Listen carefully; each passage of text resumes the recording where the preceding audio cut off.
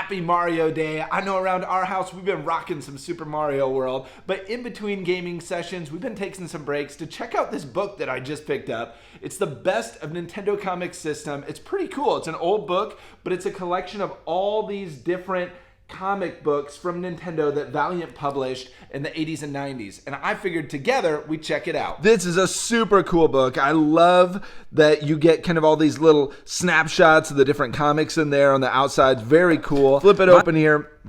Again, lots of cool panels. And then just some awesome early 90s, late 80s, early 90s art in here of these characters.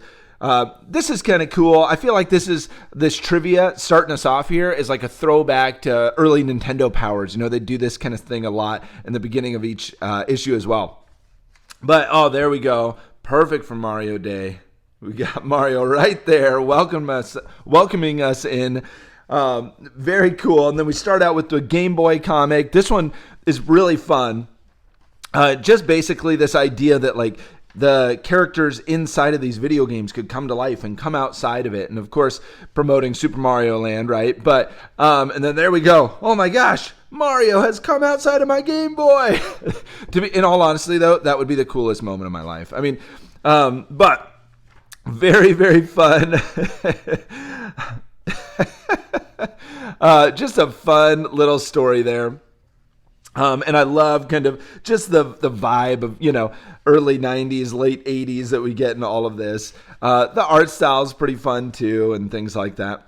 And then we also get a reprint of The Legend of Zelda. And this was obviously very cool. Same animation style that we see in these, like once it crossed over into the Mario Bros. Show, and they had kind of these little animated segments of Legend of Zelda and Mario Bros. So it's very cool. You know, at this time you can see that there was a lot of discovery going on, trying to figure out who these characters are, what do they look like beyond their games. And I think it's really cool that there was a fluid animation style between what we would see in TV shows and in comics like this.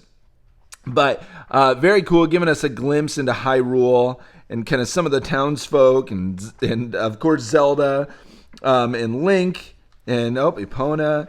So very cool. But you can see that these comics, they're pretty long. So it's kind of collecting almost a whole series. A lot of these Valiant comics, there'd maybe be like 5 issues and then they would reboot it and do it again. So it's kind of interesting what we're getting here.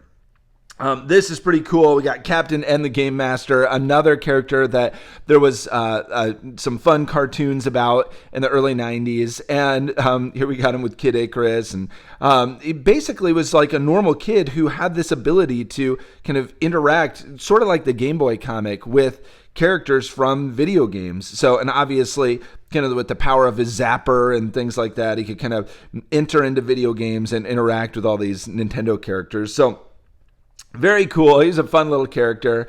Then we get a Metroid comic, right?